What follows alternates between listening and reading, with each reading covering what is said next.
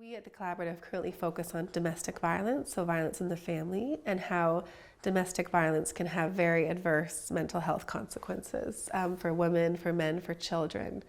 But there's less attention to how poor mental health can be a risk factor for experiencing or perpetrating domestic violence. And so at the Collaborative, we've been trying to think about how to really elevate improving mental health as a prevention strategy, that it can actually prevent violence occurring in the first place. I think there's been a little bit of reluctance in general in the women's movement and in people working on violence, because in the early days there was so much, this is just a psychological problem of a few men, or this is just a psychological problem of a few women. And so there was a tendency to want to push away that kind of overly simplistic analysis. And clearly it's not the single cause, but I think we've come full circle now in recognizing, as we've worked on structural factors and all sorts of other causes, that this is playing a role, and that if we're really going to think about the ways that we can intervene and to strengthen mental health as well as strengthen reduction in violence, that we should maybe give it a second chance, a second look.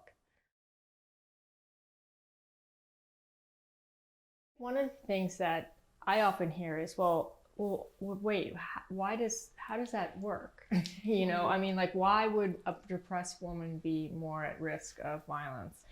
And, I don't think we have total senses of the pathways, but even if you think about behaviorally, especially if you're in a relationship or a setting where there's very strong expectations of gender roles and domestic responsibilities and care for the children, and you're depressed and you can barely get out of bed, you're not fulfilling those other expectations, right? And so that's both creating stress, as well as oftentimes men in many settings will think, well, you should be doing this. If you're not, I need to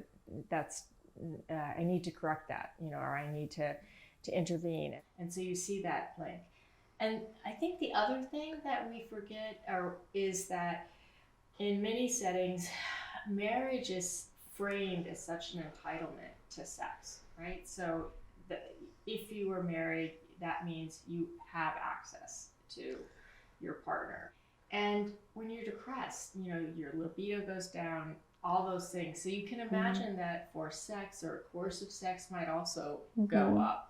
So I think we need to do a lot more work to try to understand why this is happening and what this link is. But we see it in both directions, that men who are depressed are more likely to perpetrate, and women who are depressed or anxious are more likely to be victimized.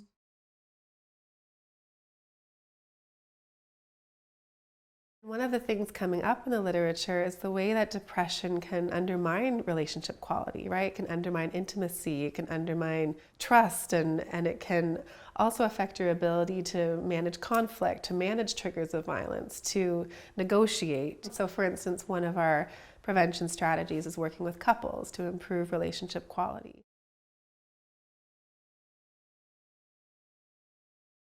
What's really exciting is that there's many more now that have been used with lay counselors. So you don't have to be trained psychologists. So this is really an important promise for working in settings where you don't have many psychologists, or in low and middle income countries.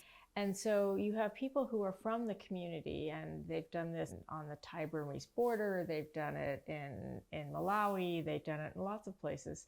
So you can take people from a community, give them some basic skills, and then they can actually work with other individuals, and there's some significant reductions in symptoms and stuff.